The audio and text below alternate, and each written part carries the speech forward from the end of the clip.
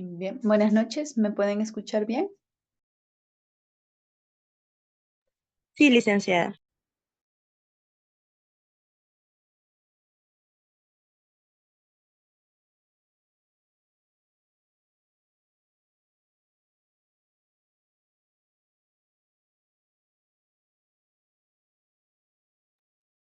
Listo, bueno, entonces empezamos primero dándoles la bienvenida, saludándoles. Vamos a hablar básicamente en el curso el día de hoy, vamos a continuar con la segunda parte de lo que son las estrategias profesionales en la intervención del programa Aurora, específicamente en los centros de emergencia mujer. Recordarán un poco, y bueno, para ir empezando, sobre algo que hablábamos en la primera sesión, ¿no? Algo que es importante también poder recordar. Tenemos a nivel nacional un marco legal, que es la Ley 3036-4. A ver. Esta Ley 3036-4 justamente es el marco legal más importante que tenemos en el tema del trabajo, de la prevención, de la sanción y de la erradicación de la violencia contra las mujeres y los integrantes del grupo familiar. En el marco de esta ley es que nacen muchos programas y muchos proyectos que buscan el mismo objetivo de la ley. Es así que parte de la política nacional que tenemos es el programa Aurora, que responde justamente a lo que busca esta ley 3036-4, ¿no? Eso es algo que hemos estado viendo en la primera sesión. Y también diferenciar que el programa Aurora es una política nacional, es una serie, tiene, digamos, toda una serie de servicios especializados, públicos, que abordan justamente la problemática, ¿no? Entre ellos, uno de sus servicios es el Centro de Emergencia Mujer. No es el único, también tenemos estrategia rural, los hogares de refugio temporal, tenemos los servicios de atención urgente, los centros de atención integral, tenemos también la línea 100, el chat 100, ¿no? Diferentes servicios que tiene el programa Aurora, y entre ellos uno de los servicios más, digamos, importantes son los centros de emergencia mujer, ¿no? Los centros de emergencia mujer caracterizados por ser servicios públicos especializados, ¿no? Que brindan un soporte, ¿no? Brindan acompañamiento y promueven que las usuarias accedan a la justicia, ¿no? No sancionan, ¿no? No son quienes, digamos, sancionan, pero sí promueven el acceso a la justicia, ¿no? Y es más, como ya lo mencionábamos, muchos de los informes que se hace desde estos espacios también ya son medios probatorios para el proceso que se lleva, ¿no? Como toda institución pública, como todo servicio público, se tiene que tener un reglamento, ¿no? Un reglamento, una guía de cómo se debe trabajar en estos espacios. Sobre todo cuando hablamos de que los centros de emergencia mujer son servicios especializados, es decir, que manejan la ley 3036-4, que incluye el tema de sus principios, el tema de los enfoques, ¿no? Y por ende es que se guía, ¿no? Se guía bajo un documento. Este documento es el protocolo de atención, ¿no? Este protocolo de atención que ha sido modificado y que tenemos actualmente vigente desde el 2021. Este protocolo de atención nos menciona el flujograma, ¿no? El flujograma que tenemos desde estos espacios, desde los SEM, y cómo es que empieza a trabajarse desde un abordaje interdisciplinario, ¿no? Y básicamente, a ver, vamos a avanzar. Bueno, todo esto hemos visto la clase anterior. ¿Y cómo es que este abordaje interdisciplinario empieza a tomar mucho énfasis en el Centro de Emergencia Mujer? Porque ya no se habla de un trabajo multidisciplinario en la que cada profesional, desde sus propios servicios, sus propias herramientas, trabajaba, digamos, aspectos de acciones preferentes, por decirlo así, es decir, de acciones exclusivas para cada uno de los profesionales, sino que ahora, al ser un abordaje interdisciplinario, se busca que todos los profesionales que forman parte de este equipo puedan manejar ciertas herramientas de manera conjunta para que se puedan complementar, ¿no? Es así que el abordaje interdisciplinario busca que cada una de las acciones te menciona que sí hay acciones preferentes, ¿no? Por algún profesional, por el perfil que tiene, pero también te dice que si no está este profesional, el otro profesional, tal vez de la otra área, puede asumir también el trabajo, ¿no? Entonces, eso es uno de los cambios importantes que se tiene desde los centros de emergencia mujer. Entonces, ya, digamos, haciendo este pequeño repaso que hemos visto, ¿no? Vamos a empezar ahora a ahondar en este... um, ujú, estrategia profesional para intervención. Sí, gracias, Darío. Justo la sesión anterior hablábamos sobre un poco estas estrategias desde el enfoque. Si desean, podemos repetirlo. La idea de esta sesión era hacer la segunda parte, ¿no? De esta primera sesión que tuvimos, ¿no?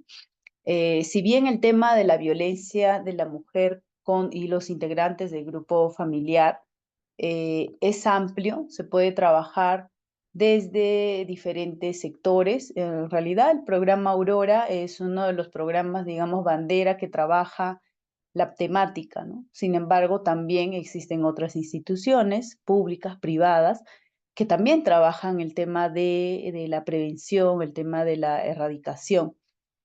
Y bueno, ahora lo que me han pedido justamente es el tema de este servicio especializado que es el Centro de Emergencia Mujer, ¿no? Entonces, por ahí es que vamos bien. Pero algo importante que sí me gusta, que creo que sí es conveniente mencionarlo, es que muchas de estas acciones que vamos a ver se pueden implementar desde diferentes espacios, ¿no? Por ejemplo, si trabajamos en el ámbito más comunitario, hacemos mucho el tema de gestión, ¿no? De la gestión. Cuando trabajamos en el tema de protección infantil, trabajamos mucho los planes de atención integral, que es muy similar, o digamos que puede estar articulado a un plan de seguridad. La derivación es parte de la gestión que se hace, ¿no? La valoración y la evaluación del riesgo también es importante, sobre todo cuando hacemos acompañamiento a usuarios o a víctimas de violencia, ¿no? Para salvaguardar su vida. Entonces, vamos a ir viendo cómo dentro de estas acciones vamos a ir observando cómo también podemos implementarlo desde los espacios en los que nos podemos desenvolver, ¿no? Tal vez trabajamos en una institución eh, privada, tal vez en una institución educativa, en una institución de salud, ¿no? Cada uno de los sectores también tiene sus propias responsabilidades según lo que establece la ley 3036-4, ¿no? Entonces, por ahí.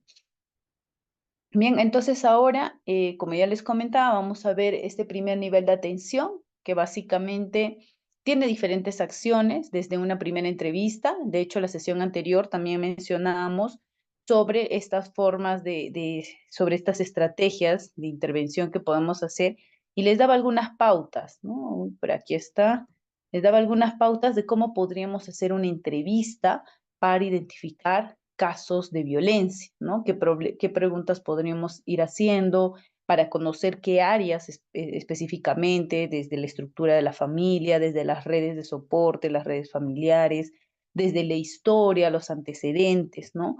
Los ingresos, egresos que tienen que ver con el tema de las causas, digamos, que podemos ir encontrando, sobre todo con la dependencia económica, las características de la zona, de la vivienda, del entorno.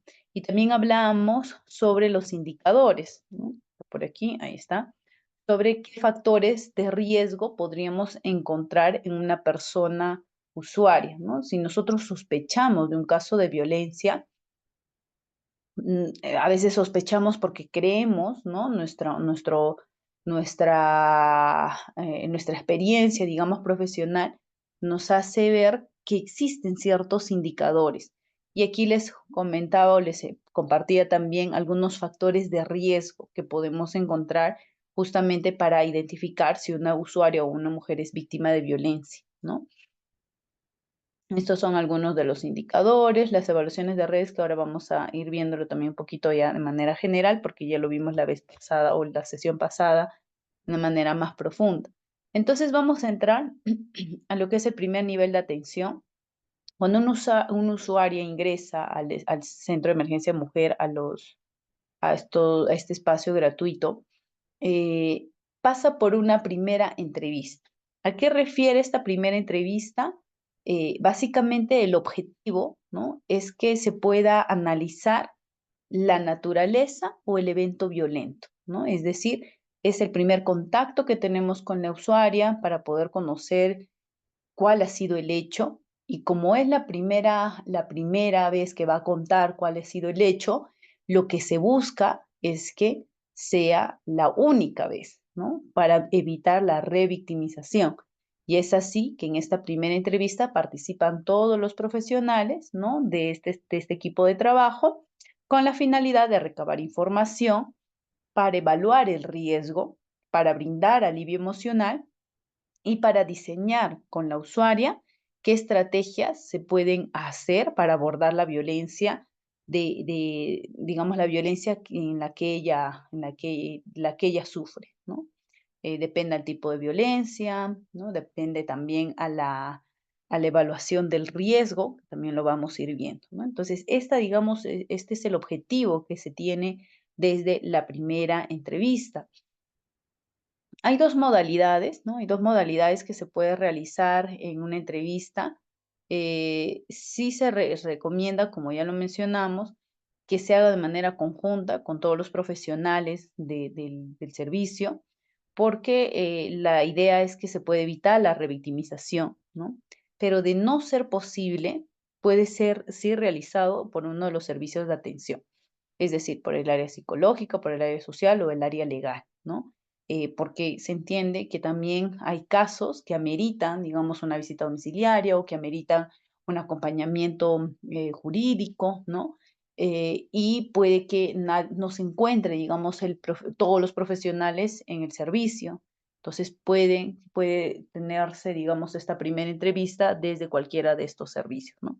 Lo ideal, lo preferente, digamos, es que todos estén presentes en esta primera entrevista. ¿Cuáles son estas dos modalidades que lo mencionábamos, no? La primera es la entrevista conjunta, que lo mencionamos, en la que se hace de manera de equipo de trabajo, ¿no?, con la participación del área de psicología, del área de trabajo social y del área de abogado o abogada, ¿no? O dos de los servicios implicados. Pueden ser dos que estén presentes, o tal vez uno. ¿Quién es el personal o quién es el profesional idóneo, ¿no? O digamos el preferente que puede empezar a conducir esta primera entrevista? Es el área de psicología. El psicólogo o la psicóloga es el responsable de dirigir, iniciar y de desarrollar la entrevista conjunta, ¿no? Es, digamos, el profesional idóneo que maneja las herramientas para poder brindar calma, para poder brindar confianza, ¿no? Para poder llegar a la usuaria y poder recolectar, digamos, o obtener toda la información necesaria. Pero si no se encontrara el profesional de psicología, lo hace el trabajador o la trabajadora social o el o la abogada, ¿no? Entonces, eso para poder empezar. Luego tenemos la otra modalidad de entrevista, que es la entrevista realizada por uno de los servicios, ¿no? Que es básicamente lo que les comentaba. La preferencia, el protocolo te menciona que preferentemente lo pueda hacer el psicólogo, ¿no? O la psicóloga, ¿no? O en su defecto, el personal responsable del área social o del área legal, ¿no? Puede ser una entrevista en conjunto, si están los tres profesionales. Quien inicia o quien es el encargado de dirigir y de desarrollar la entrevista es el área de psicología. Y también hay entrevistas realizadas solo por uno de los servicios, ¿no?, que puede ser el de psicología, o si no, puede ser el área social o el área legal. Esta, digamos, es una de las etapas, digamos, la primera etapa que se tiene en este primer nivel de atención. También tenemos algo importante, que es la intervención en crisis, que ya lo mencionábamos también en la sesión anterior. que hay muchas usuarias que ingresan, ¿no? Ingresan al servicio y lo primero que se hace es evaluar si está en crisis o no para poder continuar con el proceso, ¿no? Si está en crisis, bueno, se hace una intervención en crisis y si no, se continúa con el proceso. ¿A qué refiere esto? Es cuando el usuario, justamente mencionamos, se encuentra viviendo una experiencia que parece ser insuperable, ¿no? Entonces se tiene que ir viendo qué métodos podemos ir, digamos, aplicando para poder resolver o tratar de darle, digamos, esta calma y de brindarle estas herramientas de resolución de problemas, ¿no? Podemos ir buscando, digamos, algún aspecto de su pasado, qué es lo que ha servido anteriormente, ¿no? Porque se entiende que en esta situación de crisis, la usuaria justamente está en un periodo de desorganización, de alteración, ¿no? Eh, del cual cree que tal vez no tiene otra solución, ¿no? Entonces es necesario trabajar con esta persona para poder lograr la información. Si no, no vamos a poder obtener una información y sobre todo no vamos a poder llegar a que nuestras usuarias sientan esta confianza y sientan que esta experiencia que han vivido, ¿no? Puede ser superada, ¿no? ¿Quién lo realiza preferentemente, según este protocolo?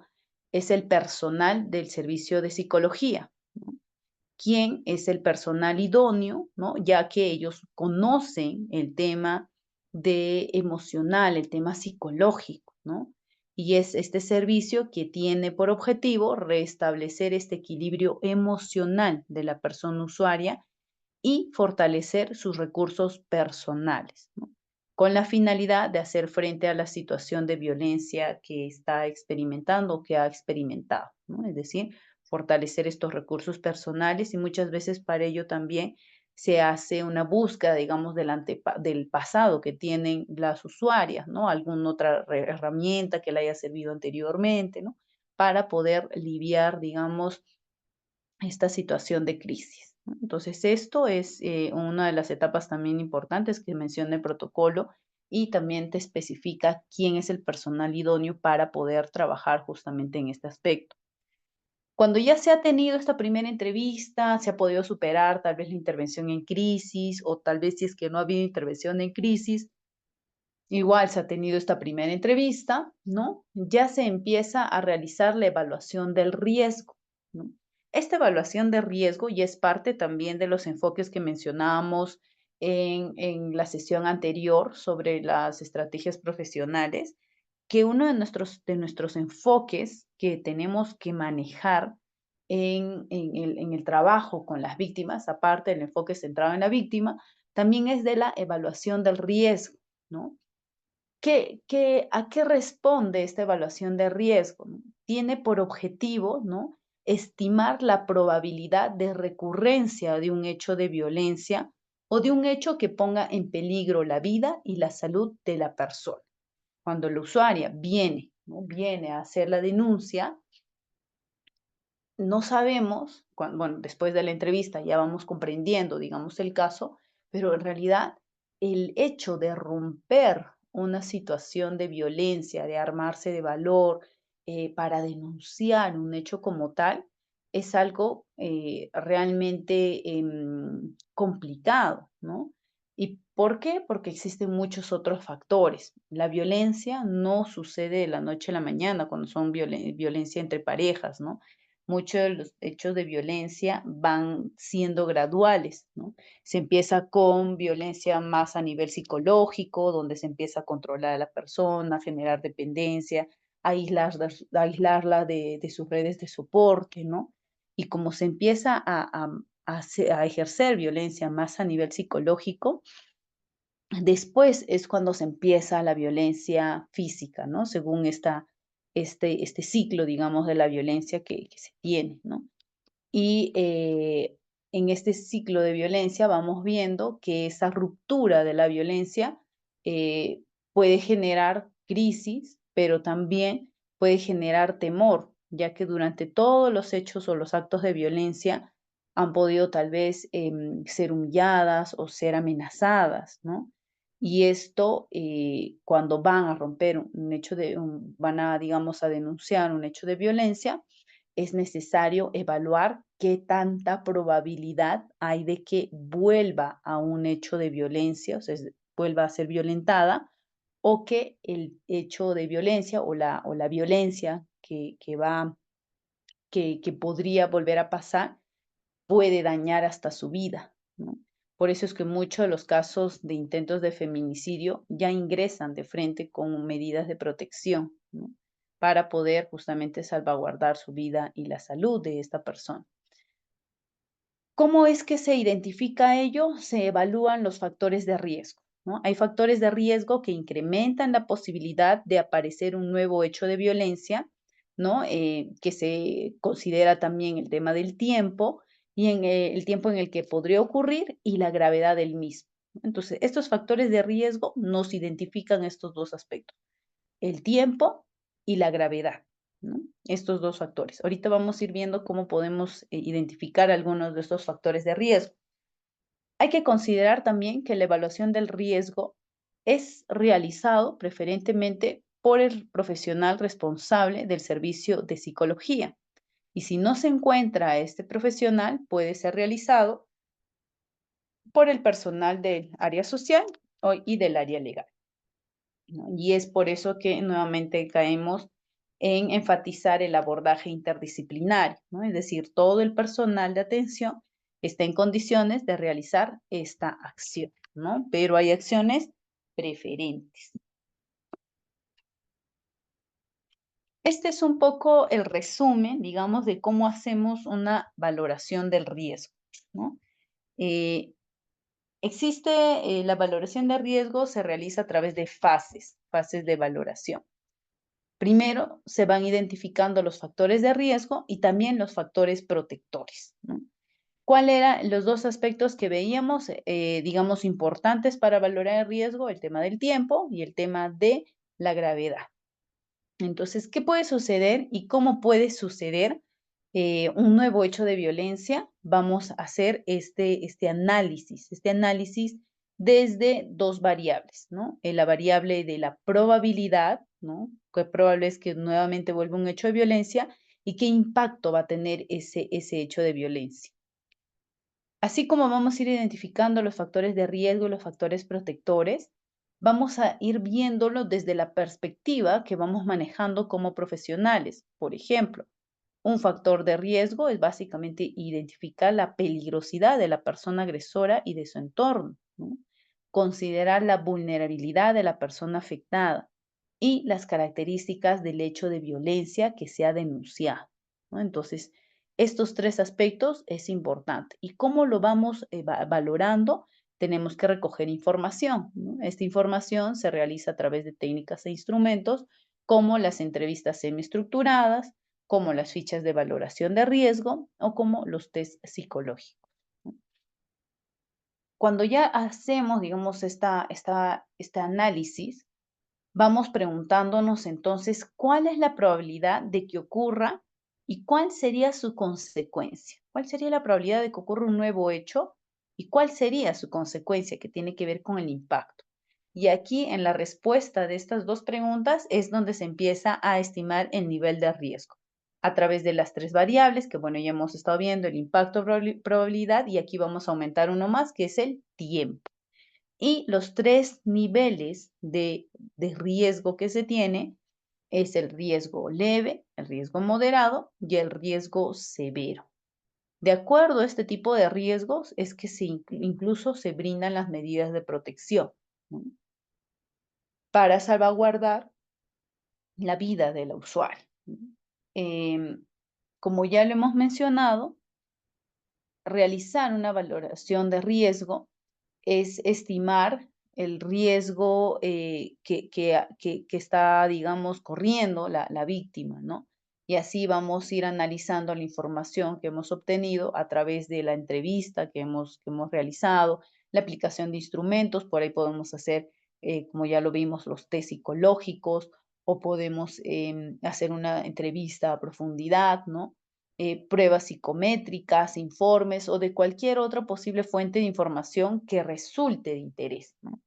¿Cómo podemos valorar la presencia y la relevancia de los factores de riesgo y los factores protectores, ¿no? Existen principales factores que responden a las personas agresoras y otro a las personas víctimas, ¿no? A las víctimas de violencia. Aquí algunos de estos factores, que de hecho también no solamente sirve para estos espacios de los SEM, sino también sirve para cuando hagamos, digamos, acciones preventivas, ¿no? Muchos de los casos de violencia que han ingresado a los centros de emergencia de mujer han ingresado bajo, em, digamos, después de haber escuchado muchas capacitaciones o algún taller preventivo o sea, de sensibilización contra la violencia hacia la mujer, ¿no? Y ahí van descubriendo que lo que van viviendo no es algo normal, no es algo saludable, ¿no? Entonces vamos viendo, podemos ir identificando así entonces qué factores se van presentando, ¿no? Em, por ejemplo, alguno de estos factores es si el agresor, la presunta persona agresora, porque todavía no están catalogados como agresores hasta que se sentencie como tal, ¿no? Pero la presunta persona agresora realiza actos de violencia física que puede causar lesiones. O también cuando realiza actos de violencia física en presencia de los hijos, de las hijas u otros familiares, ¿no? Cuando amenaza con objetos peligrosos o con armas de cualquier tipo, ya es, digamos, son más factores de riesgo que vamos a ir valorando, ¿no? Para poder identificar si es un riesgo leve, moderado o severo, ¿no? Cuando esta presunta persona agresora posee o tiene acceso a armas de fuego, ¿no? Cuando realiza amenazas graves o de muerte en el último mes, cuando identifica un aumento de frecuencia y gravedad en los episodios violentos, ¿no? En los que se está involucrando en el último mes. Y esto es algo importante de enseñar también a las personas, de poder reconocer que es momento de salvar su vida, ¿no? Porque los actos de violencia van yendo de menos a más. Pero como ya hemos visto también en la sesión anterior, existen actos de violencia en espacios más públicos, más comunitarios, ¿no? Como el acoso, que no necesariamente vas viendo que va de menos a más, pero sí la violencia en la familia, intrafamiliar o entre parejas, también sí podemos ir viendo esta frecuencia y esta gravedad de episodios violentos, ¿no? Así también otro de los factores de riesgo es cuando se tiene acceso a la persona usuaria. Cuando se dicta medidas de protección, muchas de medidas de protección es al de alejar, digamos, a la víctima o a la persona agresora de la víctima, ¿no? Y alejar implica que no conozca dónde se está quedando, porque si no, podemos ver que el hecho de violencia puede aumentar, ¿no? O puede ocurrir un nuevo hecho de violencia, ¿no? Otro factor de riesgo es cuando la presunta persona agresora, ¿no? Tiene la intención clara de causar lesiones graves o muy graves, ¿no? Cuando esto muy relacionado también a las tentativas de feminicidio, cuando ha perpetrado una tentativa de feminicidio, cuando ha perpetrado agresiones sexuales en la relación de pareja, ¿no? Cuando violenta a otros hijos o hijas u otros integrantes de la familia, cuando incumple las medidas de protección, cuando tiene conductas vigilantes o celos patológicos, cuando tiene un historial de conductas violentas con la pareja anterior, cuando tiene conductas violentas con otras personas, tal vez no solo con la pareja o la expareja, sino también con otras personas, ¿no? Por lo general, las personas violentas se les suele observar episodios de violencia, ¿no? No solamente a una determinada persona, sino con varias que están en su entorno, ¿no?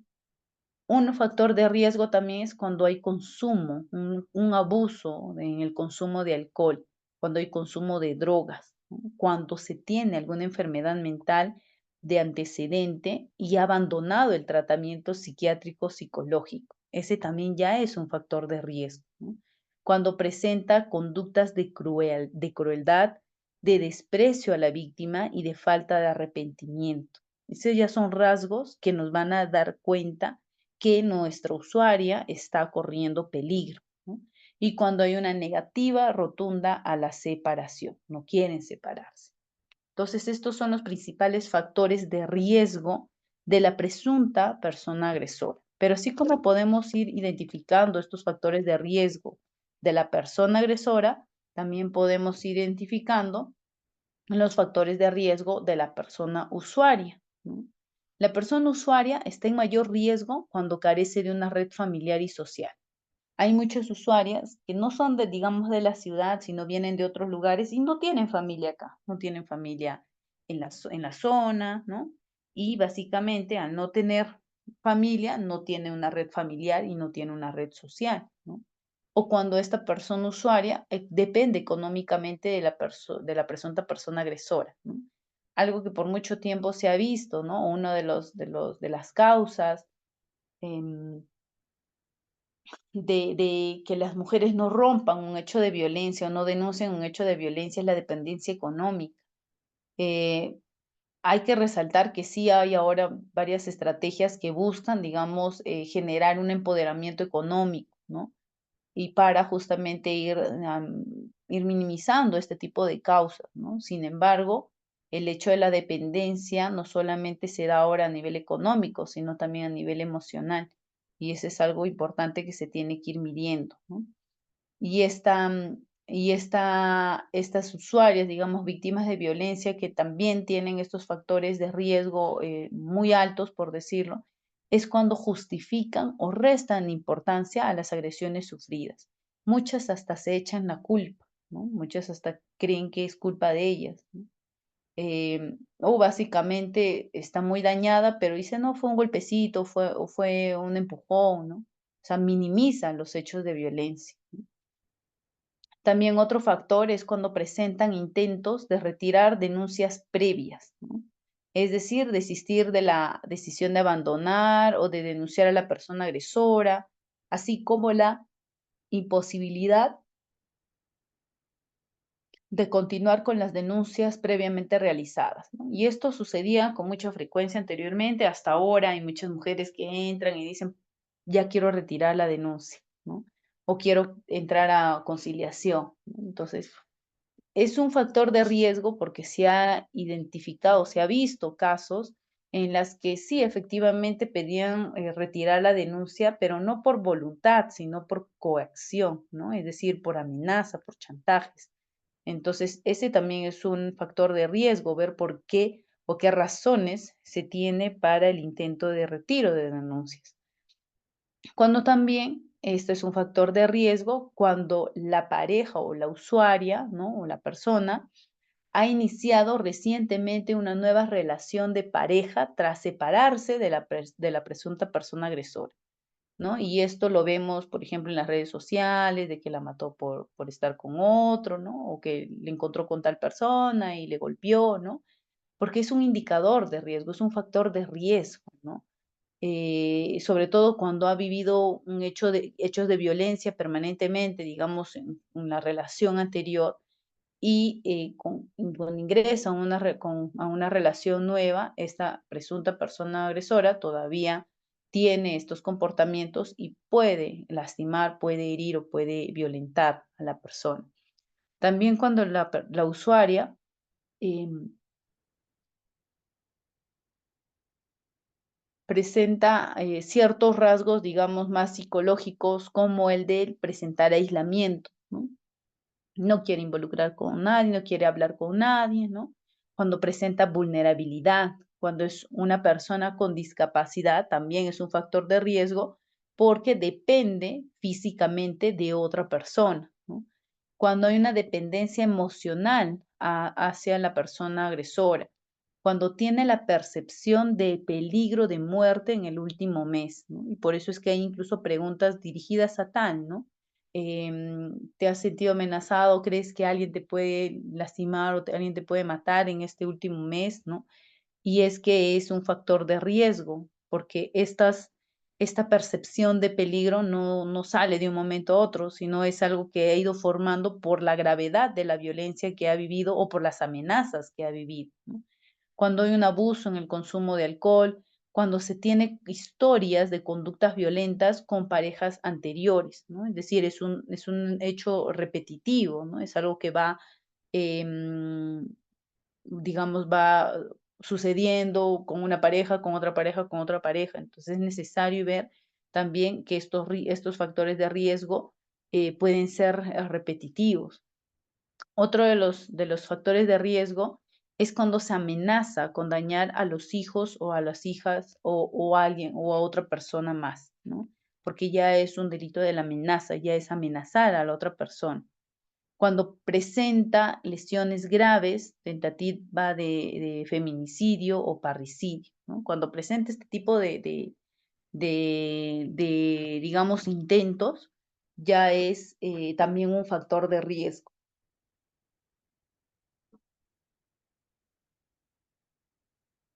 También cuando presenta el síndrome de indefensión, ¿no? Es decir, ser muy sumisos, esperar mucho de los actos de violencia, ¿no? Algo también importante y es un factor de riesgo en las personas usuarias, ¿no?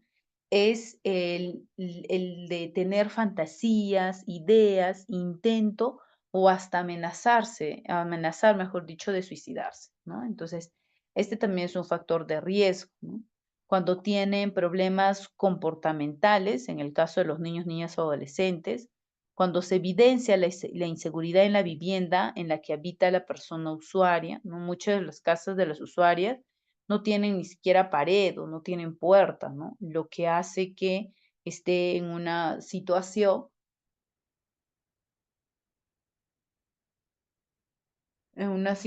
de riesgo, ¿no? Es un factor de riesgo más. Y asimismo también cuando hay ausencia de las personas cuidadoras en la vivienda que pueden exponer al peligro al niño ni adolescente.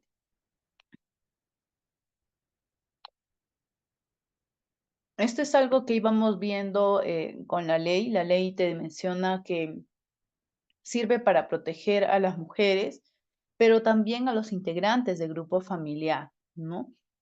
Y cuando un menor de edad es encontrado solo en una vivienda, ya se le cataloga como una situación de riesgo, porque un menor de edad no puede estar solo, necesita, porque depende por la edad de un adulto. ¿Qué pasa en muchas ocasiones? Dejan a un pequeño, uno más pequeño, con otro menor de edad, que tal vez puede ser mayor por 3, 4 años, pero sigue siendo menor de edad, ¿no? Entonces, ese también es un factor de riesgo, ¿no? Ahí este factor de riesgo también es considerado como tal. Y así como hay un factor de riesgo para poder evaluar el riesgo, ¿no? La evaluación de riesgo, también se hace una contraposición, es decir, se busca que haya un equilibrio, así que se contrapone también con los factores protectores, ¿no? Así ya hemos encontrado qué factores de riesgo existen, pero también hay factores protectores, ¿no? ¿Cuáles son estos factores protectores? De las personas usuarias, porque sobre todo se trabaja en el marco de las personas usuarias, ¿no? Es decir, el factor protector, recuerden que un enfoque que íbamos viendo anteriormente era el enfoque centrado en la víctima, ya sea mujer, ya sea niño, ya sea niña, adolescente, persona adulta mayor o persona con discapacidad o varón, ¿no? No importa quién puede ser la víctima, pero el enfoque está centrado en esta persona. Entonces, cuando vamos a hacer una evaluación de riesgo, podemos hacer de acuerdo a los factores de riesgo de la persona agresora, o sea, la persona agresora tiene comportamientos que pueden poner en riesgo a la usuaria, o también los factores de riesgo de la propia usuaria, ¿no? Es decir, tal vez la justificación que se puede dar a los casos de violencia. Pero los factores protectores solo se hacen en marco a la persona usuaria, la que está pidiendo apoyo, la que está pidiendo ayuda para salir de la situación de violencia. Y acá que podemos encontrar son los vínculos afectivos, es decir, estos lazos familiares, sociales, laborales, comunitarios, organizacionales, que pueden brindar soporte y contención a las usuarias, ¿no? A las personas que han sido víctimas de violencia. Pueden ser la familia, pueden ser los amigos, los vecinos, las asociaciones, tal vez en las que pertenecen, muchas de ellas incluso son parte de alguna organización social, los que tienen con los compañeros de trabajo o los empleadores, ¿no? Cuando estos vínculos son positivos, cálidos, se hace sentir que la persona o la usuaria víctima de violencia es aceptada, va creciendo, digamos, el sentimiento de ser necesaria, de ser respetada, de que le ofrezcan seguridad, de brindarle un soporte emocional, material, ¿no?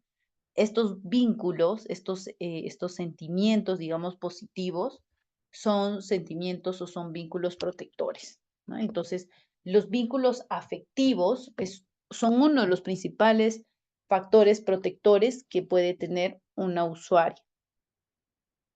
Pero así como hay vínculos afectivos, también podemos encontrar competencias y destrezas de protección, ¿no? Es decir, son las capacidades que tiene la persona usuaria, ¿no? La afectada, que va a permitirle reconocer los riesgos, va a ser consciente de cómo evitarlos, de cómo manejarlo, de cómo manejar el conflicto y la tensión.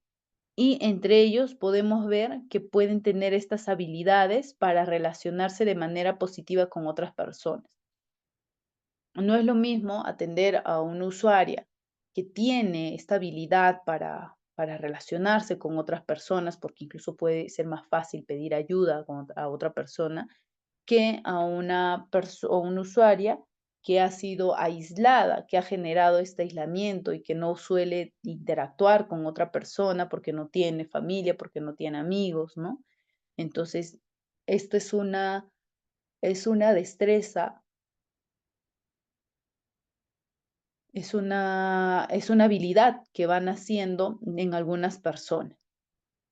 Otra destreza, otra habilidad como factor protector es la disposición y la capacidad para recibir ayuda.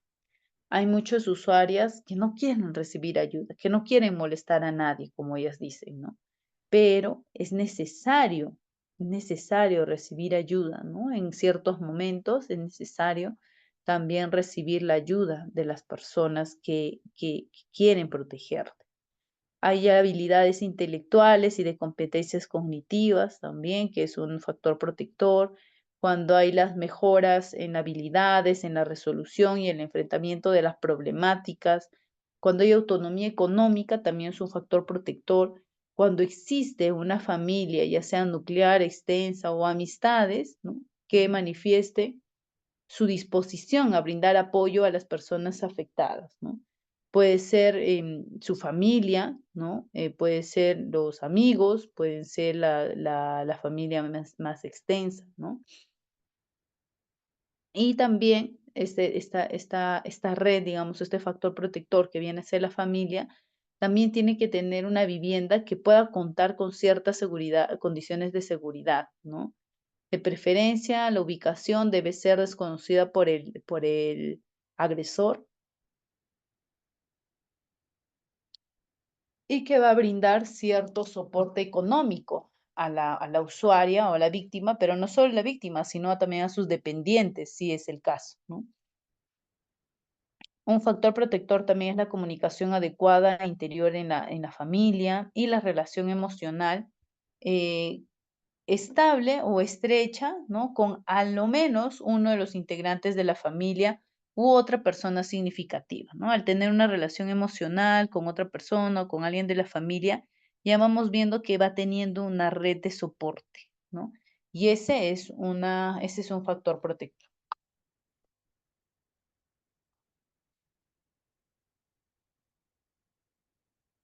Entonces hemos visto cuáles son estos factores a nivel de la usuaria y también hay recursos a nivel institucional, ¿no? Que son básicamente las instituciones que permiten proteger y ayudar a las personas, ¿no? Que han sido víctimas de violencia con la finalidad de satisfacer las necesidades materiales o no materiales, ¿no?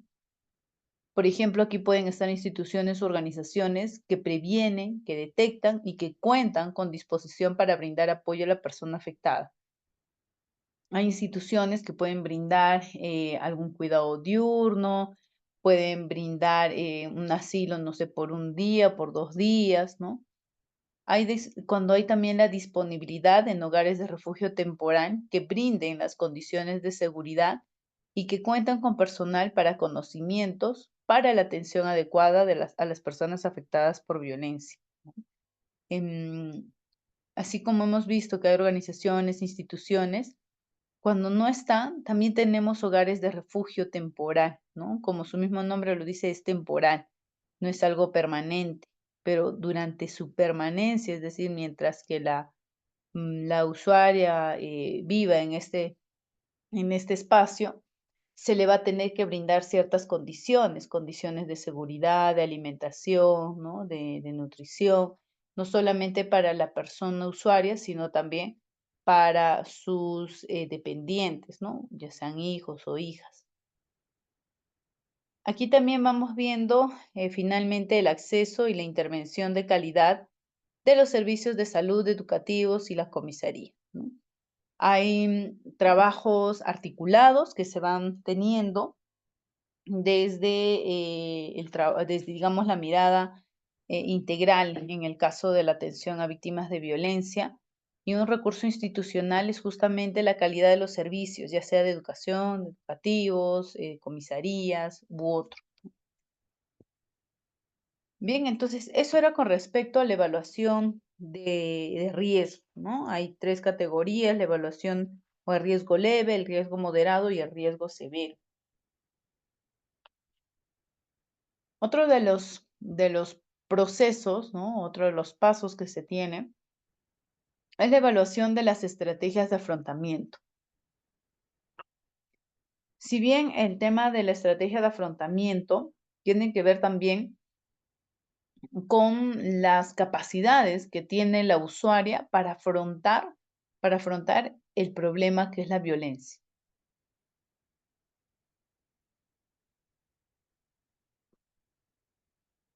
El protocolo de atención nos menciona que quien se encarga preferentemente de esta evaluación de estrategias de afrontamiento es el responsable del servicio psicológico. Y lo mismo nos menciona, ¿no? De no estar el profesional, se puede hacer desde el área social o legal. Una de las medidas más urgentes de afrontamiento en casos de violencia es la toma de decisión sobre la denuncia, ¿no? Muchas mujeres van sí a los centros de emergencia mujer, incluso solamente hasta preguntar si lo que están viviendo es violencia o no, ¿no? Y es necesario dar la información y hacer el acompañamiento para ver si se deciden o no de realizar la denuncia. Y era un factor de riesgo que también lo hemos estado viendo, ¿no? En el cuadro anterior hemos visto que un factor de riesgo era no reconocer el hecho de violencia, es decir, justificarlo, minimizar el hecho. Y como lo minimizas, pues dices, bueno, esto no es para una denuncia, ¿no?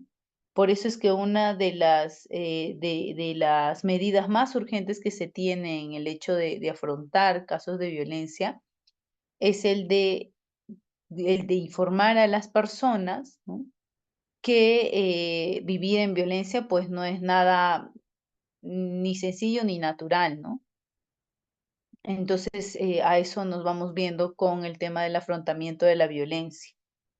Es necesario realizar la motivación de las personas usuarias del servicio para denunciar y los factores internos y externos que toman o que afectan para tomar una decisión, ¿no? Vamos a ir viendo también cómo es que existen factores que pueden brindar cierto soporte, pero también hay factores que pueden desequilibrar, digamos, las emociones de las usuarias, ¿no? De las víctimas de violencia. Y por eso es que es necesario realizar la motivación. En el segundo nivel de intervención, que lo vamos a ver también, hay una etapa que es la entrevista motivacional, ¿no? De cómo es que motivamos a las usuarias o a las mujeres a continuar con el proceso. es necesario contar con toda la información recogida en las acciones anteriores y así vamos a poder determinar qué variables incrementarían o disminuirían el riesgo al que puede estar expuesta pues la persona, ¿no? Y que de esta manera se pueda tomar una decisión fácil, ¿no? Se pueda realizar la toma de decisión. Bien, a ver, déjame un minutito, por favor.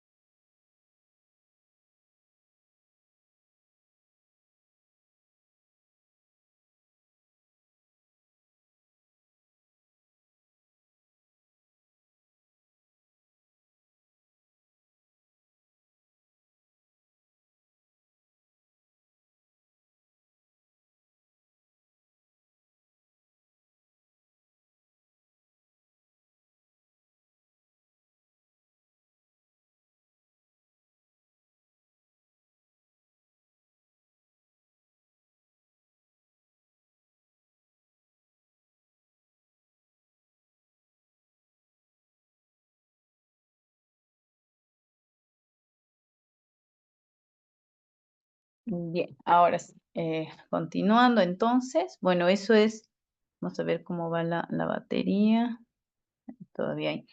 Bien, entonces como lo mencionábamos, esta evaluación de las estrategias de afrontamiento implican motivar a las personas usuarias a denunciar, ¿no? Porque según la evaluación de riesgo que vamos viendo, puede haber factores que pueden poner en mayor riesgo a esta usuaria y puede que tal vez algunos no, ¿no? Pero de acuerdo a esta evaluación, tenemos que ir viendo que es necesario tomar decisiones, ¿no? Y eso nos vamos enfocando cuando vamos enseñando a las usuarias a que puedan realizar, digamos, esta denuncia, ¿no? Puedan y darse cuenta, ¿no? De que están siendo expuestas a un riesgo, ¿no? Y que es necesario que tomen decisiones para salvaguardar su vida, y no solo de ellas, sino también de sus menores o de sus dependientes, ¿no? Aquí vamos viendo, se me colgó la máquina, ahí está.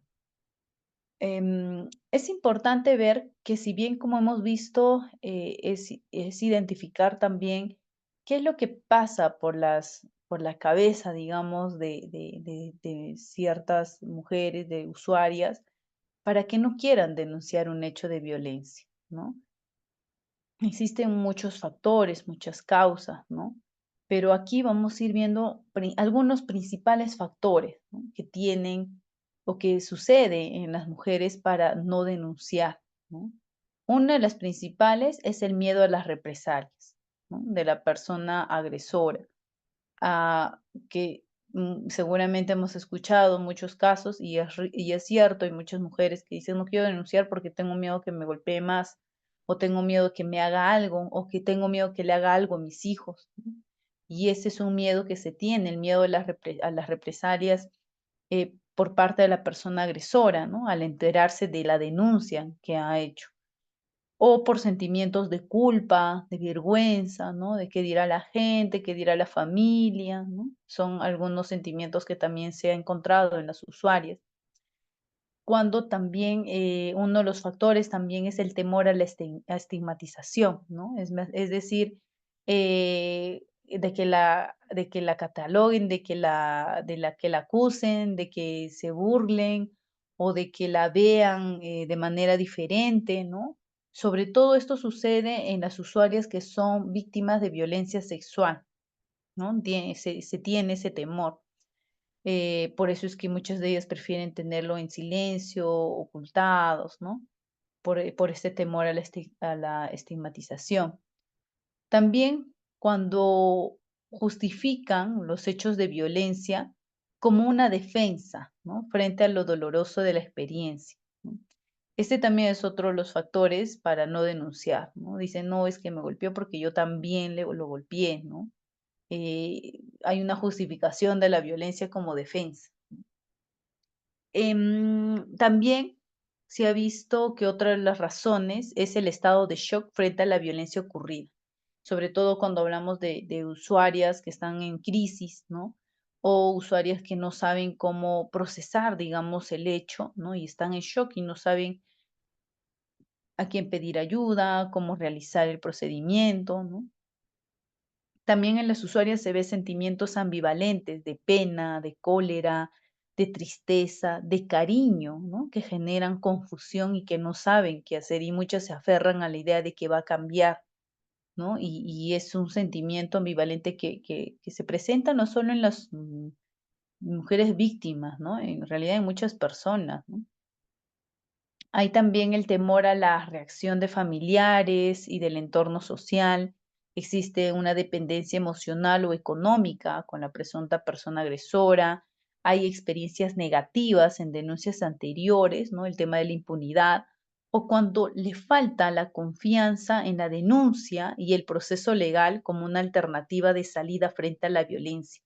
Muchos recurren, no sé, al padrino, a la madrina, porque no confían en el sistema legal, ¿no? En el proceso legal como una forma para poder romper un círculo de violencia. Y eso es otro de los factores que se tiene para que no denuncien las usuarias, ¿no? Al identificar cuáles son estos factores para no denunciar, ya podemos hacer una estrategia de afrontamiento, ¿no? Para poder salvaguardar la vida de la usuaria. Bien, el otro proceso de este primer nivel es la gestión del riesgo, ¿no? Hemos visto la evaluación del riesgo y vamos a ver la gestión del riesgo, ¿no? Esta gestión del riesgo también nos menciona el protocolo que es realizado preferentemente por el servicio de psicología, ¿no? De no encontrarse o en su defecto puede ser por el servicio de social o por el área legal. En este proceso, lo que se hace es diseñar y desarrollar diversas estrategias y acciones que permiten activar las intervenciones interinstitucionales y comunitarias para evitar una agresión futura, ¿no? Y así poder minimizar consecuencias en caso que no se, que básicamente que en la que no queremos que vuelva a ocurrir una situación, ¿no? Es decir, que pueda cesar la violencia o reducir la vulnerabilidad de la persona afectada. Entonces, ¿qué se hace en esta gestión de riesgo? Básicamente, ¿no? Lo que se hace es tener estas acciones para generar intervenciones interinstitucionales, ¿no? Trabajar de manera articulada con otras instituciones, ¿no? En la gestión de riesgo justamente va a requerir una constante observación sobre la evolución del caso, ¿no? Esta evolución del caso, hemos visto la evaluación del caso y vamos a ver también luego la evolución del caso que vamos viendo básicamente como en su mismo nombre, ¿no? Lo podemos comprender de cómo va cambiando la situación, cómo va cambiando el hecho, para determinar, ¿no? Si los factores de riesgo que influyeron en el acto violento siguen presentes o lo van a estar en el futuro, porque recordemos que va a depender mucho de la valoración del riesgo. Hay riesgos más severos, más leves, ¿no? Que va a depender mucho de ciertos factores. Por eso es que se trabaja conjuntamente con estrategias o con alternativas, ¿no? La gestión del riesgo se inicia cuando se ha valorado la información obtenida y se ha categorizado el riesgo. Según el nivel de riesgo, se van a plantear estrategias o acciones que puedan responder a la situación del riesgo detectado, ¿no? Entonces, esto es lo que busca, esto es lo que se realiza, digamos, a través de la gestión de riesgo, ¿no?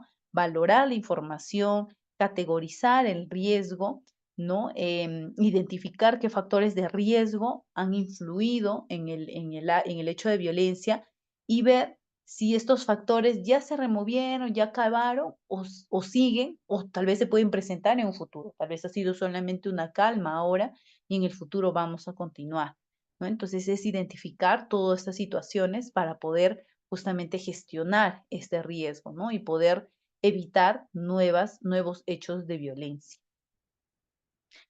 Esta gestión de riesgo también se empieza a realizar los planes de atención integral, ¿no?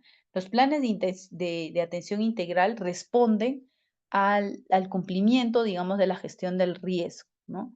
En estos planes se realiza, digamos, se diseña y se implementa una estrategia de intervención de acuerdo a la necesidad de cada usuario, ¿no?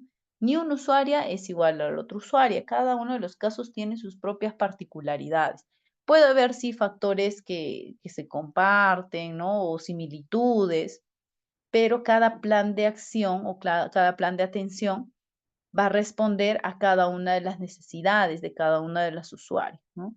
Se va a tener presente entonces, de acuerdo a lo que estamos mencionando, que va a responder a las necesidades de cada una, va a tener que tener presente los derechos que hemos visto, el derecho humano, el derecho a vivir libre de violencia, los enfoques, el enfoque de género, el enfoque de interculturalidad, el enfoque de integralidad, el enfoque centrado en la víctima, ¿no? Varios enfoques que hemos estado viendo en las sesiones anteriores, los principios, ¿no? El principio de la debida diligencia, varios principios que hemos estado observando, y las consideraciones básicas para la atención diferenciada de casos. ¿Qué es un plan de atención integral?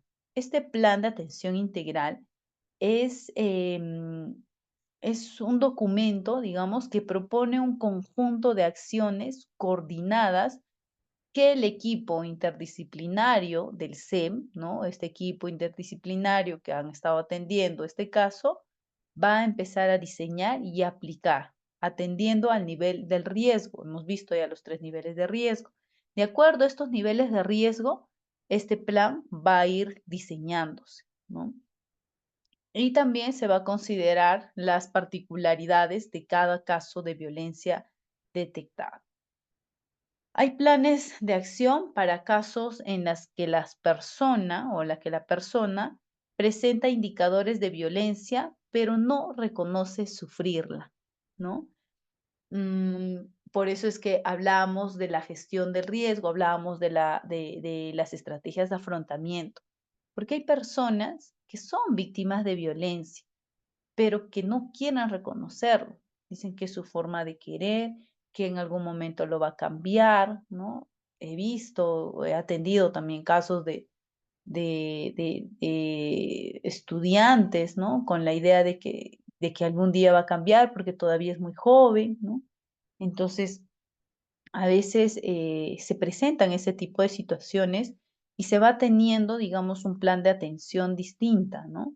¿Qué se hace en este tipo de casos, ¿no? Se informa y se sensibiliza a la persona sobre la situación de violencia en la que se encuentra, sobre los derechos que tiene y se favorece la toma de decisiones, ¿no? No es algo que lo podamos decir, oye, denúncialo porque está siendo violentado, ¿no? Sino más bien de cómo empezamos a trabajar la sensibilización, ¿no? Comentando, hablando, em, brindándoles, digamos, información sobre los derechos que se tienen, ¿no?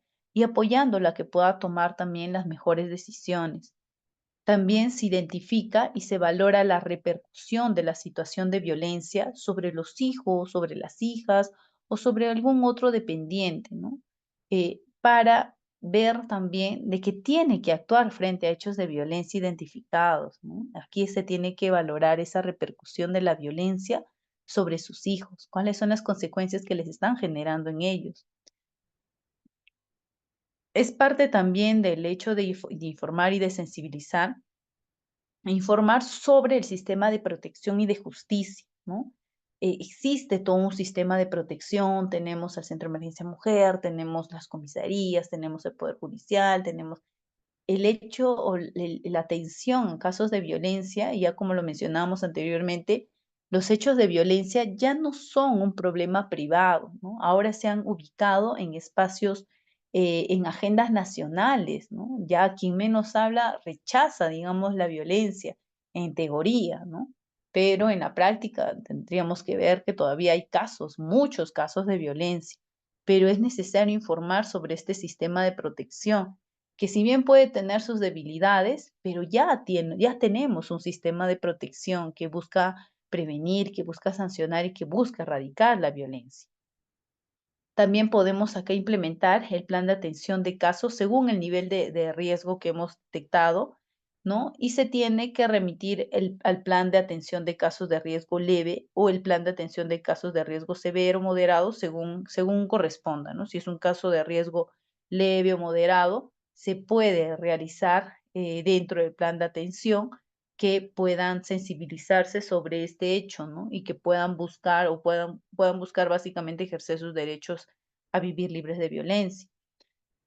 Aquí también se comunica a la autoridad correspondiente, ¿no? Sobre los hechos de violencia cuando esta persona usuaria, ¿no? O su representante decide no denunciar, mejor dicho, ¿no? Se informa sobre el deber legal del SEM de comunicar los hechos y de ofrecer una atención en el servicio psicológico y social, ¿no? Es deber, digamos, es parte de las funciones el hecho de comunicar a la autoridad, no solamente el SEM, existen muchas instituciones dentro de este sistema de protección que están obligados a denunciar, el personal de salud, el personal educativo, están también obligados a denunciar los hechos de violencia y comunicar también a la autoridad administrativa competente cuando se adviertan riesgo de desprotección o desprotección de la persona usuaria, de sus dependientes o de otras personas, ¿no? El hecho de justificar un caso de violencia también puede dar inicios de que también está justificando hechos de violencia hacia sus menores hijos, si es que es el caso, si es que tiene menores hijos, ¿no?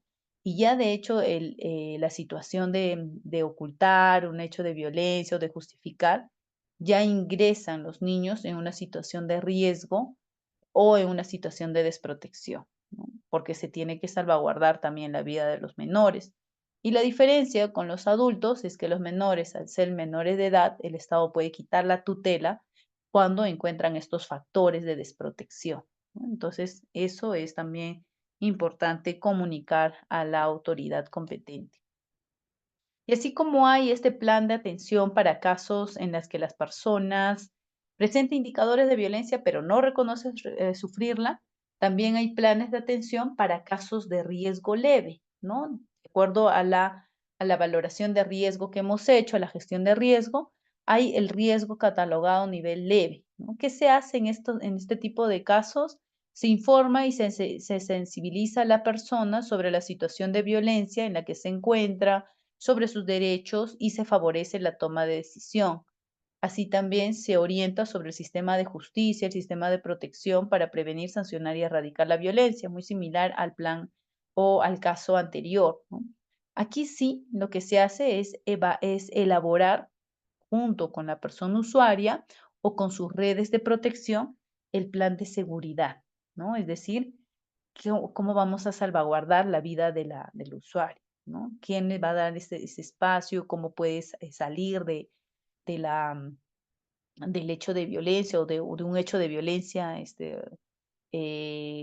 digamos, realizado en la noche o en la madrugada, ¿no?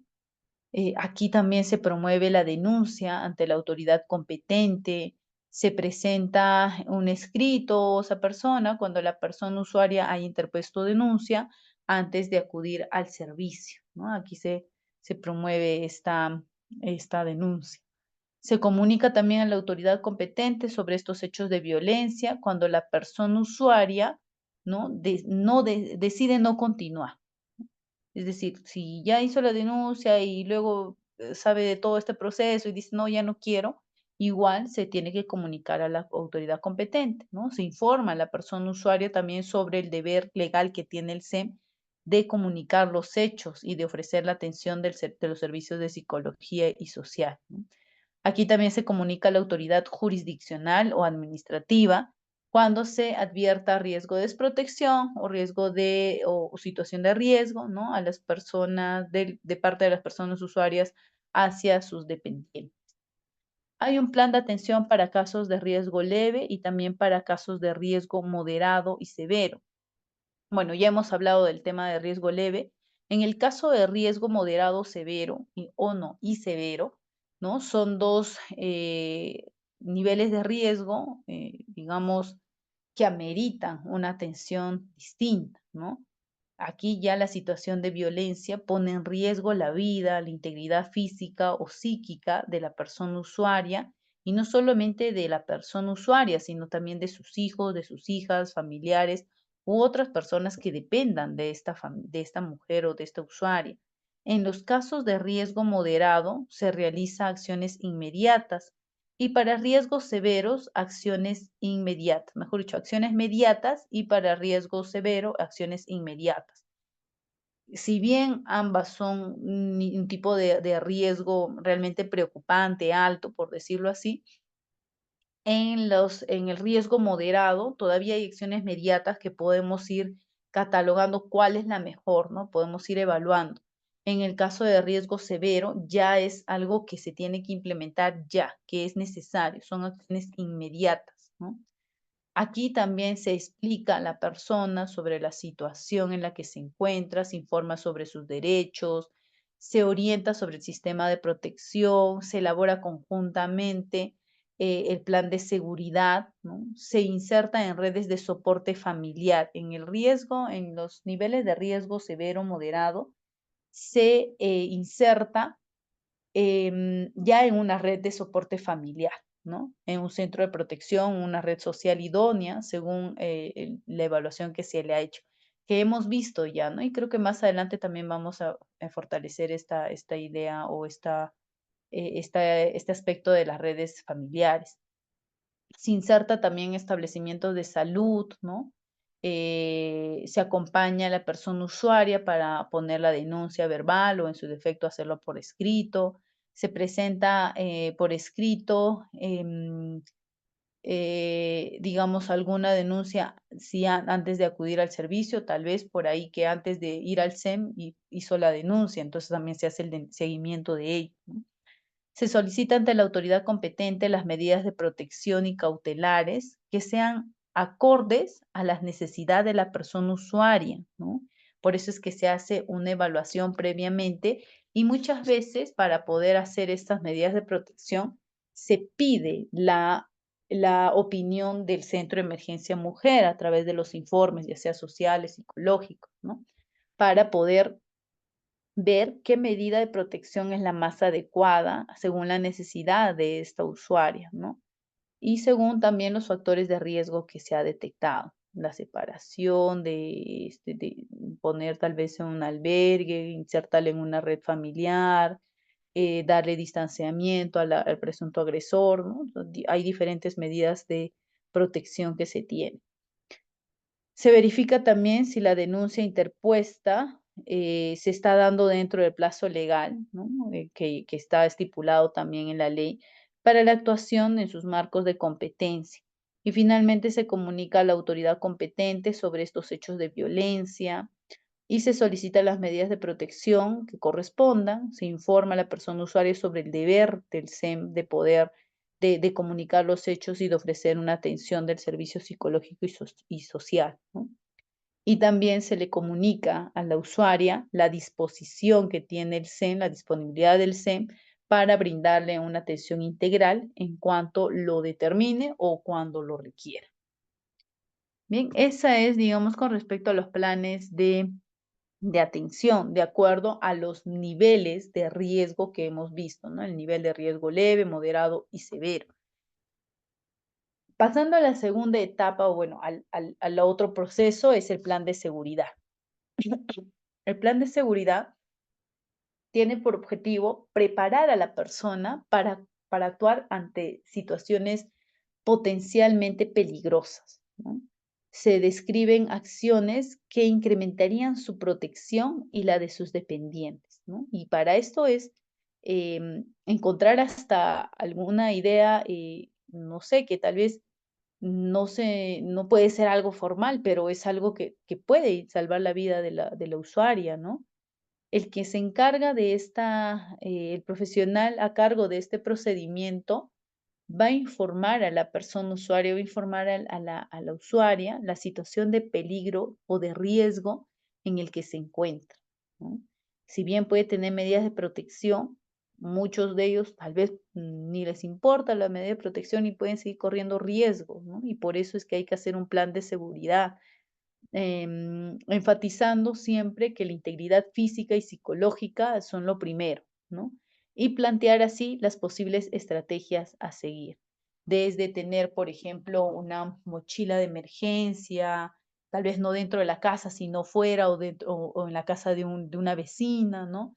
De cuál va a ser la ruta de escape cuando se presente un caso de violencia. O sea, son aspectos que vamos a ir o que se van viendo o evaluando de acuerdo a las necesidades de cada una de las víctimas o de las usuarias, ¿no?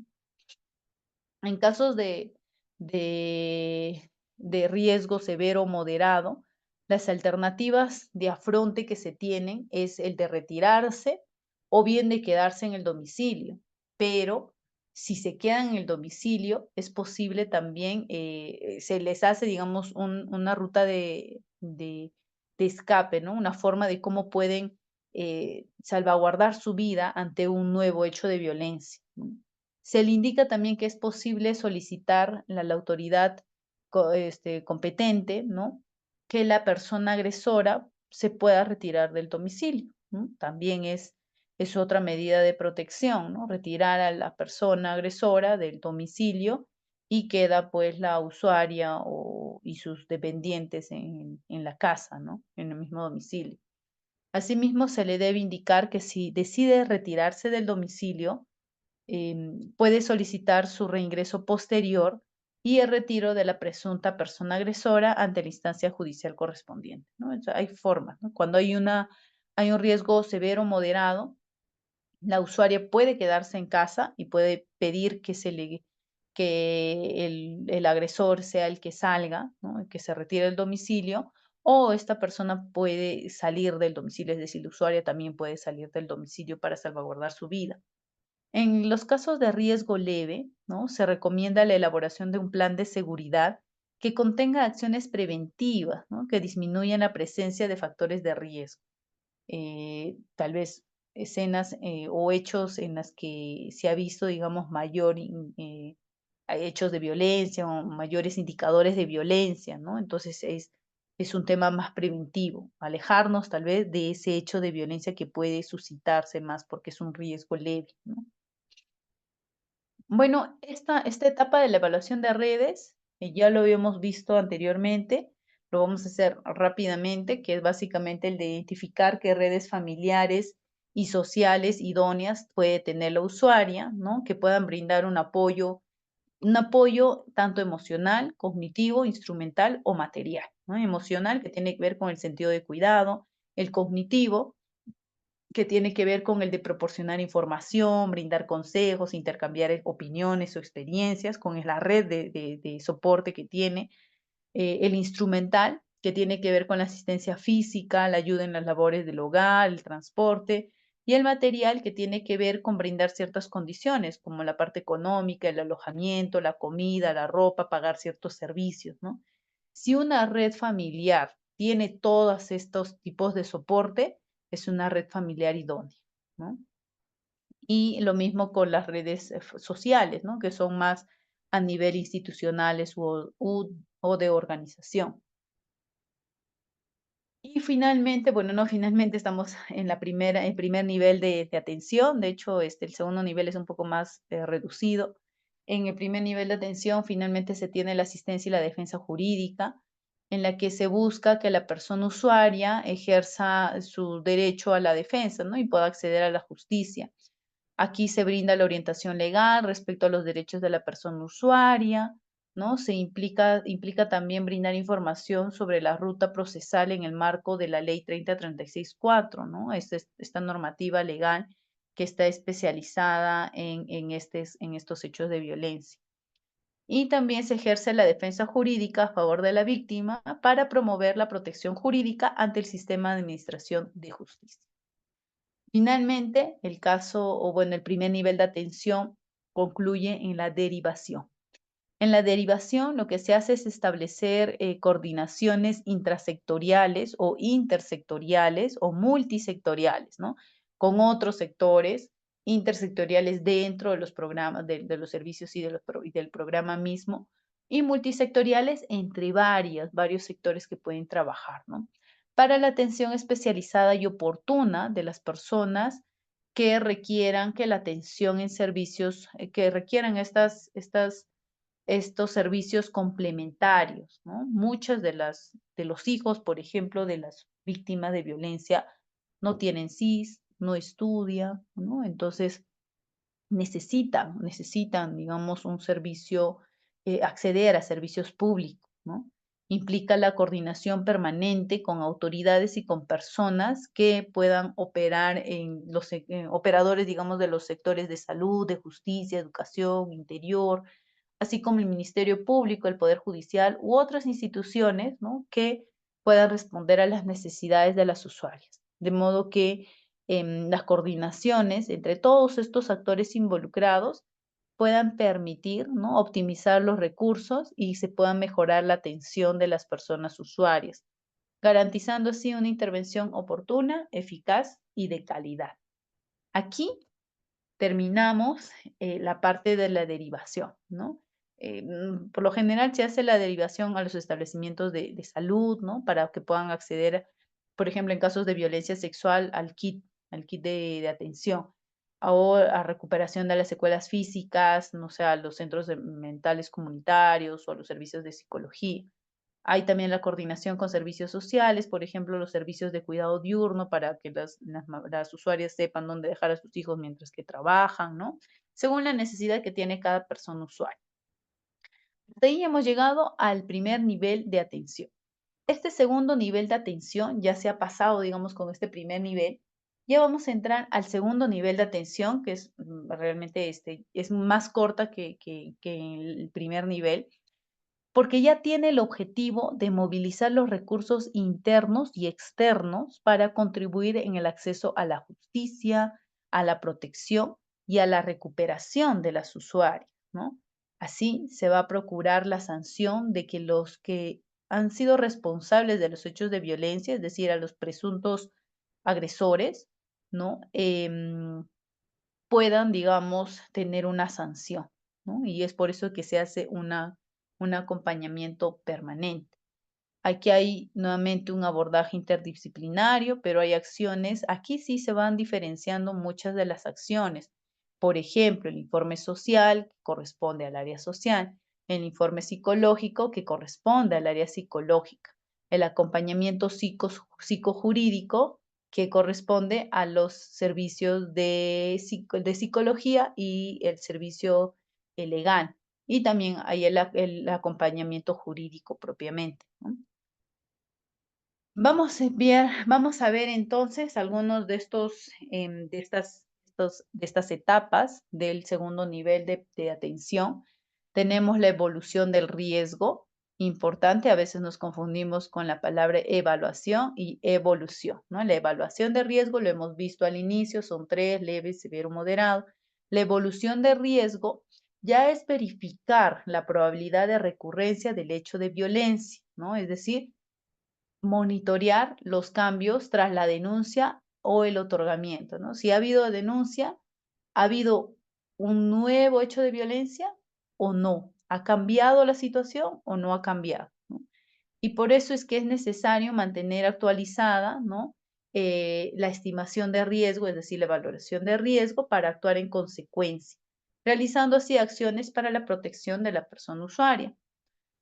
Aquí se evalúa, se verifica si la violencia cesó o no cesó, ¿no? Si era un hecho de violencia leve y no cesó, más bien pasó ya a una violencia severa o moderada, ¿no? Ya vamos viendo esa evolución del riesgo, ¿no?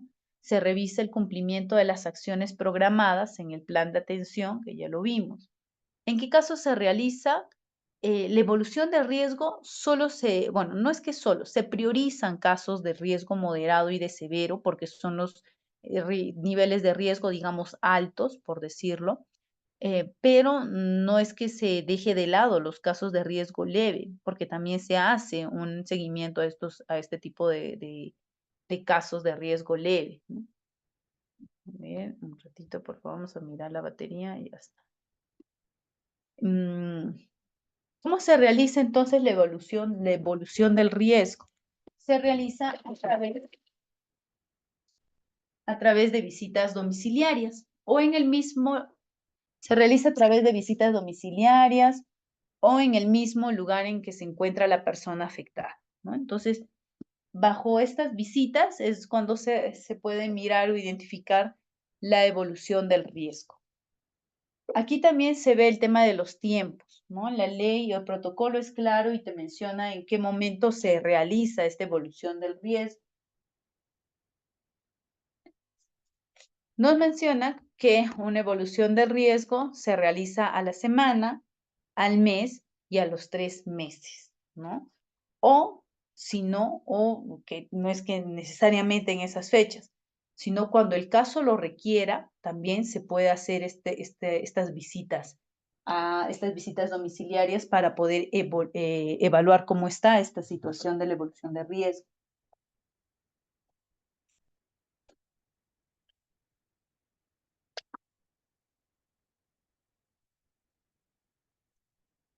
Mira, un momentito, por favor, se va a apagar si no la laptop. Ahora sí, ya está. Bien, entonces, ese es el tiempo que se destina, digamos, para poder realizar estas visitas domiciliarias. Y aquí podemos encontrar dos escenarios, ¿no? Con incidentes y sin incidentes. Con incidente es que se refiere, digamos, cuando se ha producido un nuevo hecho de violencia o se tenga conocimiento de una circunstancia relevante, ¿no? O tal vez una amenaza. Y sin incidente cuando no se ha producido un nuevo hecho de violencia, ¿no? Entonces se encuentran estos dos escenarios. ¿Cómo se actúa frente a estos dos escenarios? Lo primero, cuando se tiene un caso con incidente o un escenario con incidente, se comunica estos hechos de violencia a las autoridades competentes, ¿no? Y se pone, digamos, se evalúa también el riesgo a la integridad física y psíquica a la usuaria, pero también a sus dependientes. El caso de este servicio o de este hecho tiene que ser remitido a través de un informe social a la autoridad competente y el plazo para poder comunicar es de 24 horas después, o bueno, 24 horas de haber conocido el hecho, antes de que se cumpla ese plazo, ¿no? Entonces, digamos, es la forma de actuar cuando se tiene un escenario con incidentes. Sin incidentes, bueno, se continúa el proceso, el programa normal y se va archivando el caso cuando se ha logrado, digamos, estas visitas domiciliarias finales, ¿no? Que es a los 3 meses. Luego vamos viendo lo que es la gestión social, lo realiza de preferencia el profesional de trabajo social o en su defecto también el responsable del servicio de psicología o el servicio legal. La gestión social básicamente consiste en realizar acciones concretas, ¿no? Que puedan vincular a la usuaria y a sus dependientes, es decir, hijos o hijas, a los recursos institucionales y comunitarios, ¿no? Es decir, se agarra los recursos propios de la zona, ¿no? Pueden ser comedores, pueden ser centros sociales, ¿no? Para que haya una atención integral a sus necesidades. Esto se realiza de forma coordinada, efectiva y eficiente, con la finalidad de coadyuvar en su recuperación, protección y en el proceso de autonomía en la toma de decisiones en su plan de vida, ¿no? Esto es lo que se hace en la gestión social.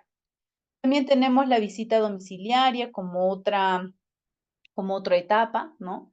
Que básicamente refiere a esta acción, ¿no? De poder obtener, verificar y de ampliar información sobre los hechos de violencia. Aquí también en estas visitas domiciliarias se aprovecha en poder identificar los factores de riesgo, los factores protectores, ¿no? Que están presentes en el contexto de tu domicilio, ¿no? No es lo mismo que hacer una entrevista en el despacho, imaginarnos en la oficina cómo es la vivienda, cómo puede ser los factores de protectores o de riesgo que pueden ser tal vez más de infraestructura, ¿no? Que ir a la misma vivienda, que ir al mismo domicilio y poder identificar, poder profundizar y observar este ambiente familiar, ¿no? Aquí se verifica la situación, las condiciones de vida, se identifican los factores de riesgo, se identifican las redes de soporte, se verifican las condiciones de seguridad, se proporciona información, se fortalecen las capacidades y también las redes familiares de la persona usuaria, ¿no? Entonces, esta es una técnica que se apoya en otras dos técnicas, ¿no? En la técnica de la observación y en la técnica de la entrevista.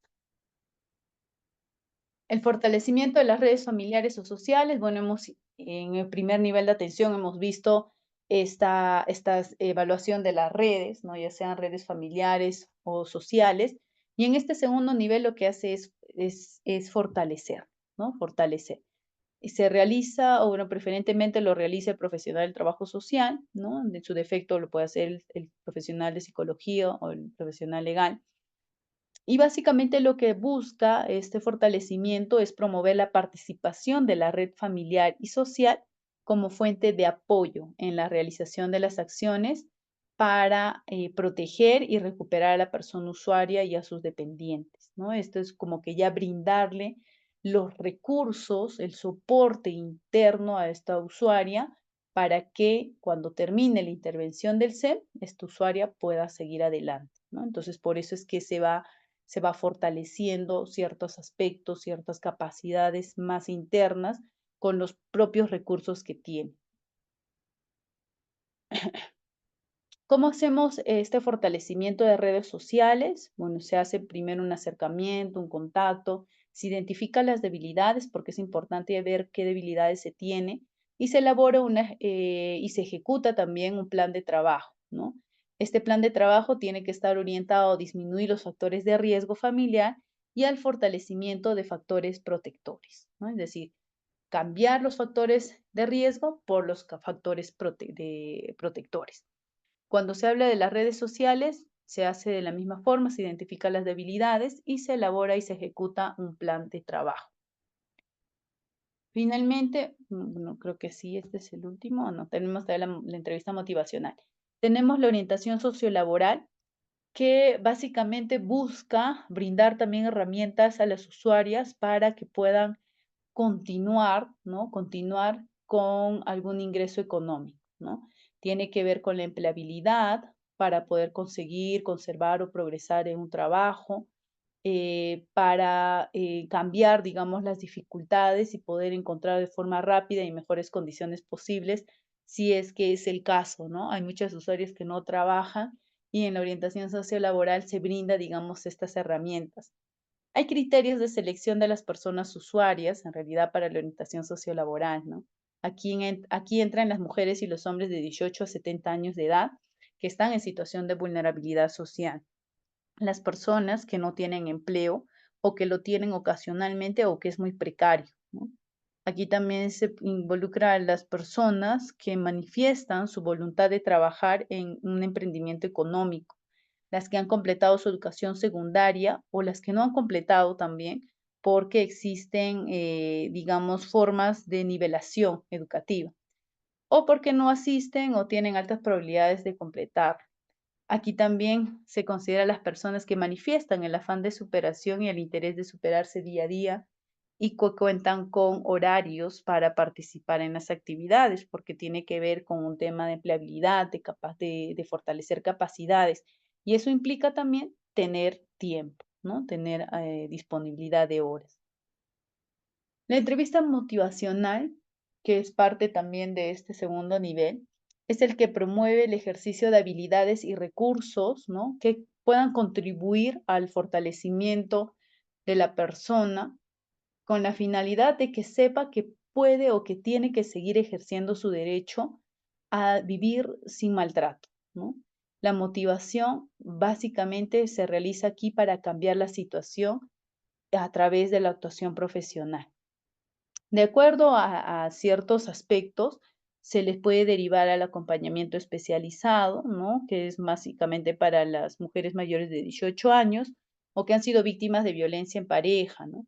La acción se deriva a través de la promotora de los centros de emergencia mujer y se adapta de acuerdo a la fase de cambio en la que se encuentra la persona afectada. Hay usuarias que han pasado, digamos, todo el proceso y que, bueno, siguen o continúan con todo el flujograma, digamos, de atención. Y hay mujeres que muchas veces quieren dejar todo, ¿no? Entonces vamos viendo cómo se les va motivando para que puedan continuar con todo este proceso que realmente quien sea, digamos, es desgastante también, ¿no? Finalmente, esta era la última parte del segundo nivel de atención. No hemos ahondado en los informes sociales, ni psicológicos, ni psicojurídicos, porque también son bastante amplios. Y igual les vamos dentro de las diapositivas, va a estar el link del protocolo de atención, donde van a encontrar incluso hasta el modelo de cómo se tiene que hacer, porque recordemos que los centros de emergencia mujer pueden variar en cuanto a recursos, a tipos, ¿no? Hay SEM regulares, SEM, comisarías, pero en las formas de atención no pueden cambiar, no pueden variar, ¿no? Tienen un protocolo, tienen una actuación ya clara de cómo se trabaja en estos servicios. Finalmente, tenemos los seguimientos y la evaluación, el seguimiento administrativo, que es este procedimiento más sistemático para poder comprobar, ¿no?, la eficiencia y la eficacia de la implementación del plan de atención que se ha ido diseñando durante este primer nivel de atención. Aquí se comprende también el análisis del riesgo, las oportunidades y los supuestos identificados para elaborar y para replantear la estrategia de atención. El seguimiento administrativo se realiza, digamos, con la dirección del coordinador o coordinadora del SEM o quien haga de su vez, ¿no? Bajo la responsabilidad de verificar el cumplimiento de las acciones orientadas al acceso de justicia, al acceso a la justicia, a la protección y a la recuperación de las usuarias del servicio, ¿no? Entonces, este seguimiento administrativo es es más hacia el equipo de trabajo. Se hace cada 15 días para que se puedan revisar de manera correlativa estas fichas ingresadas al servicio y para ver qué tanto es el cumplimiento de las acciones consignadas. También tenemos el seguimiento operativo, es el seguimiento del caso, ¿no? Que es básicamente una actividad continua, se realiza por parte de los profesionales sobre los casos atendidos hasta su conclusión, ¿no? Esta iniciativa o esta actividad se inicia tomando como referencia la solicitud de la persona usuaria, ¿no? Aquí se analiza la evolución del riesgo. Recordarán que hablamos en la segunda etapa en el segundo nivel de atención, la evolución de riesgo. ¿Cómo se realiza la evolución de riesgo? Con el seguimiento operativo. Y también aquí podemos ver si hay el cese de los hechos de violencia, si hay una emisión del hecho de violencia o un incumplimiento de las medidas de protección, ¿no?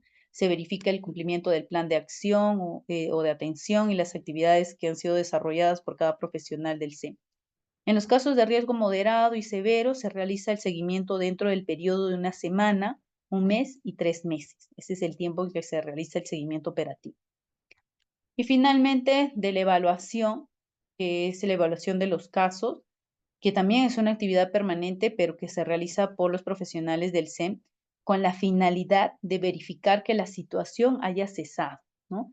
Y si se han movilizado los recursos de manera efectiva para contribuir con el acceso a la justicia, la protección y la recuperación. Aquí se realiza cada 3 meses.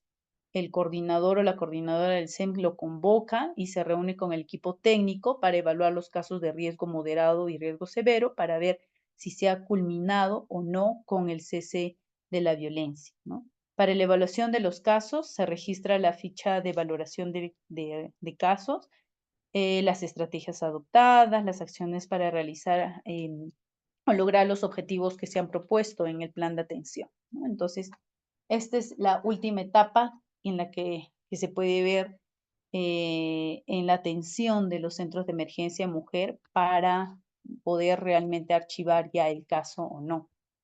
Finalmente, vamos a compartirles las disposiciones finales, ¿no? ¿Qué obligaciones se tiene desde los centros de emergencia mujer?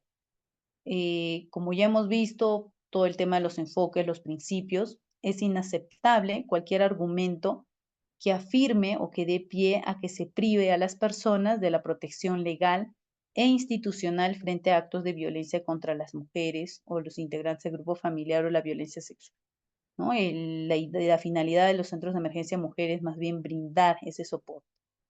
También el personal no tiene, digamos, una intervención que no puede darse desde una actitud de neutralidad hacia las conductas violentas, ¿no? No puede tratar de justificar un acto de violencia. No se puede alegar a tradiciones o costumbres ni criterios religiosos, ¿no? No podemos dejarnos llevar tal vez con nuestras creencias personales para atender un caso de violencia, ¿no?